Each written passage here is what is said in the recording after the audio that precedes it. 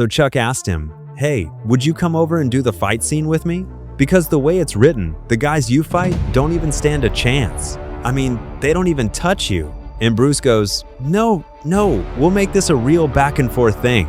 So that's exactly what they did. They built it into the seesaw battle.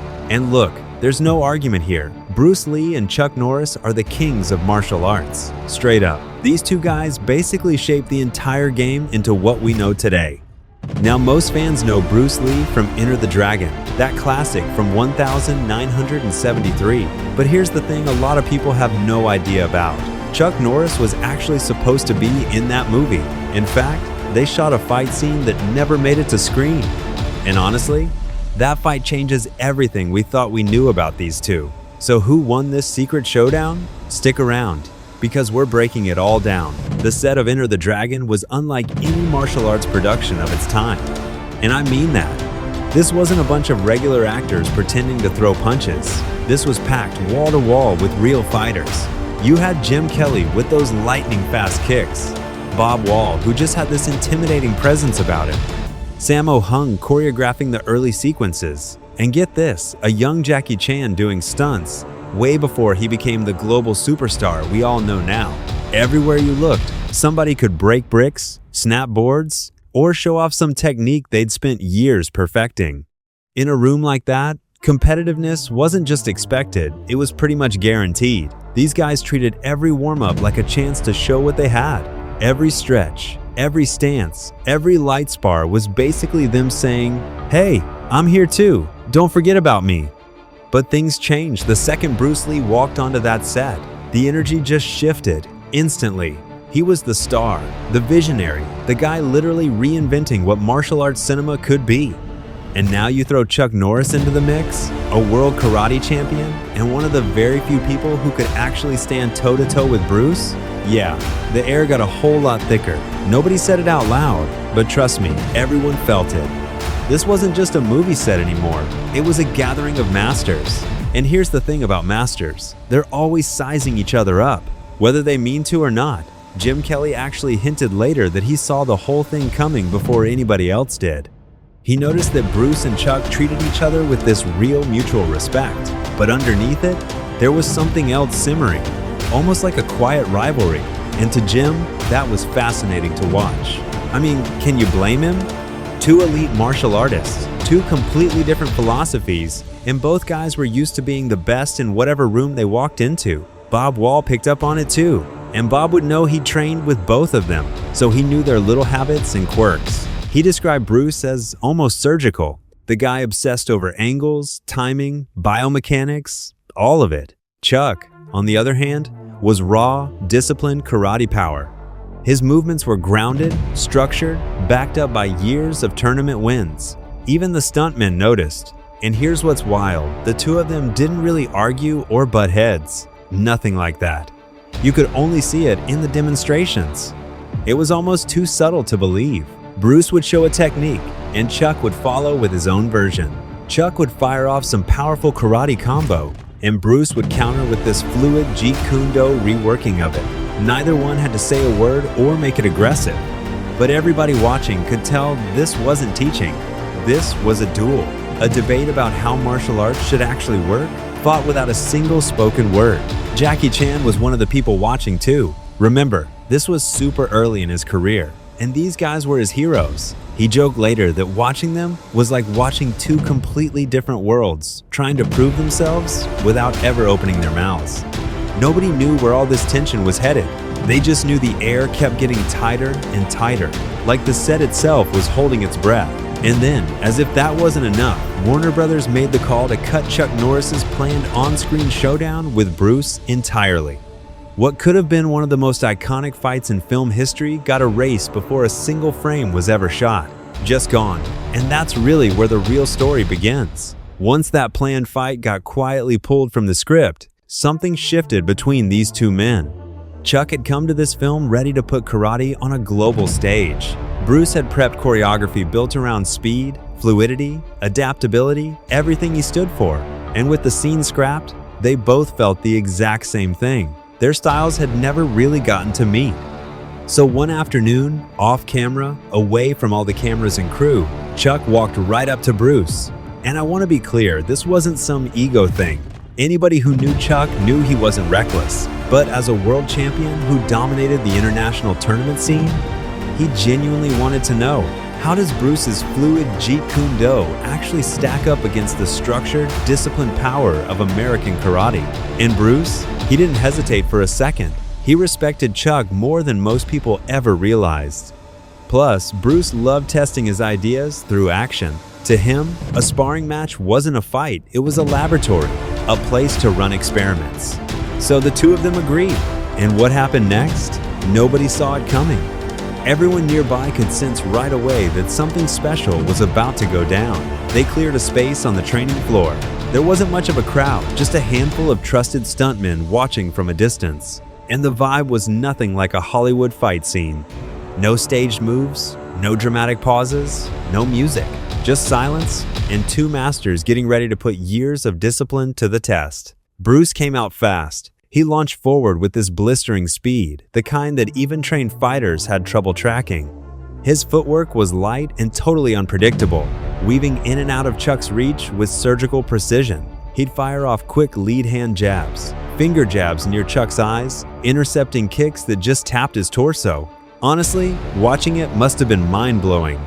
He attacked at these sharp angles that reset the distance before Chuck could even counter. And despite everything Chuck knew, he later described it as trying to fight the wind. Try to picture that for a second. Now, here's the part I love.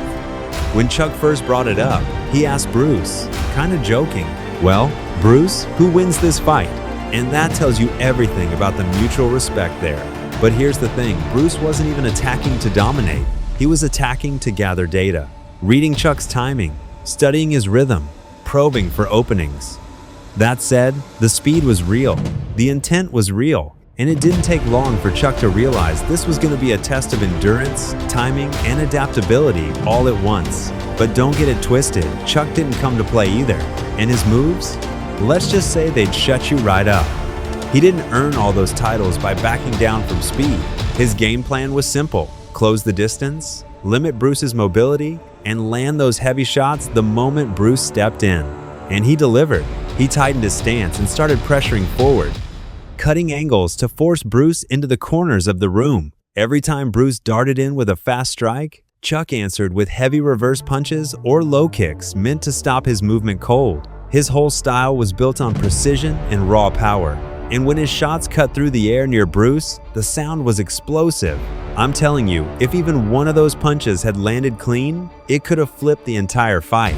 At a few points, Chuck actually managed to narrow the gap, using his size to push Bruce into retreat for a stretch. For a moment there, it really looked like the tide might turn.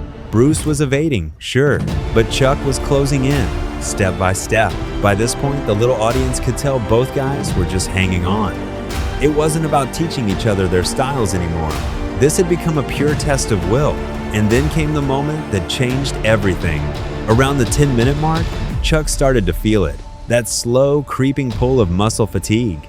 His punches still had power, but they took more out of him now. His footwork was still sharp, but his recovery time stretched just a fraction longer. Bruce, though, he looked almost untouched by any of it. Steady breathing, still explosive, still moving. And here's the kicker, his speed didn't drop. If anything, it increased, and that made all the difference.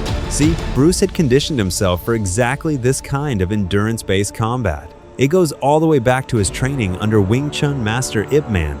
Under Ip Man, Bruce learned structure, timing, and the whole essence of close-range fighting. But the streets of Hong Kong taught him something completely different. Bruce got into real fights, actual fights, situations that forced him to question whether what he was learning even worked in the real world.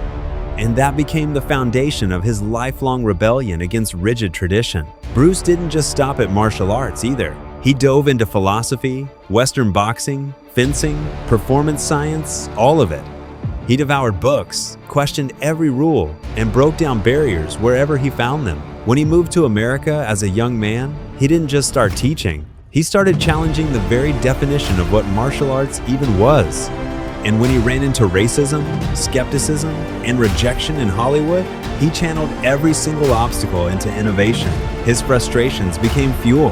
His doubts became breakthroughs. And out of all that fire, he created Jeet Kune Do, a system built on this radical idea. Use what works, throw out what doesn't. Simple as that. But hold on, Chuck was a champion in his own right, and his story's just as good. Unlike Bruce's world of movies and street fights, Chuck came up a totally different way. Born in Ryan, Oklahoma, raised in a modest household, Chuck never in a million years imagined he'd become one of the most respected martial artists of his era. As a teenager, the guy lacked confidence, athletic ability, heck, even basic coordination. But everything changed when he joined the US Air Force and got stationed in South Korea. That's where he discovered Tang Do, a Korean martial art that lit something up inside him. At first, it was just curiosity, but real quick, it turned into full-blown obsession. Chuck trained relentlessly, climbing the ranks with a seriousness that set him apart from every other serviceman around him. When he came back to the States, he kept at it, eventually blending Tang Do, karate, and his own competition-tested refinements into something all his own. Through the 60s and 70s, he became one of America's most dominant tournament fighters, racking up championship after championship and cementing himself as a genuine force in the martial arts world. Now, Chuck didn't have Bruce's speed or his philosophical flair, but he had something else. He had consistency, precision, and discipline.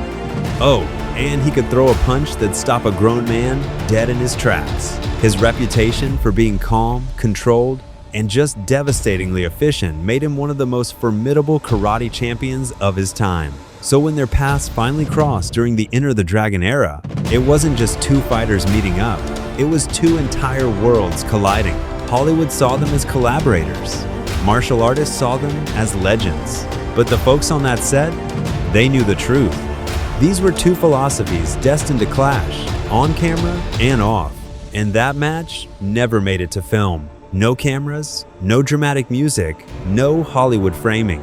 But among the small circle of people who actually witnessed it, it became this unspoken legend. Because it showed two philosophies going head-to-head in real time. Chuck's structured karate against Bruce's fluid Jeet Kune Do. It showed exactly why Bruce's teachings still shape modern combat sports, MMA, and performance training to this day. It's why fighters right now still study his footwork, his timing, his conditioning drills. And most of all, it proved that Bruce Lee's legacy wasn't built on myth or hype. It was built on real, functional mastery. The genuine article. So what do you think about this off-the-record clash between Chuck Norris and Bruce Lee on the set of Enter the Dragon? And be honest, who do you think was the better fighter? Drop your take in the comments. I genuinely want to hear it. If you enjoyed this one, do me a favor and hit like, share it around, and subscribe to the channel. And go ahead and click that next video popping up on your screen. Trust me, you're gonna love it.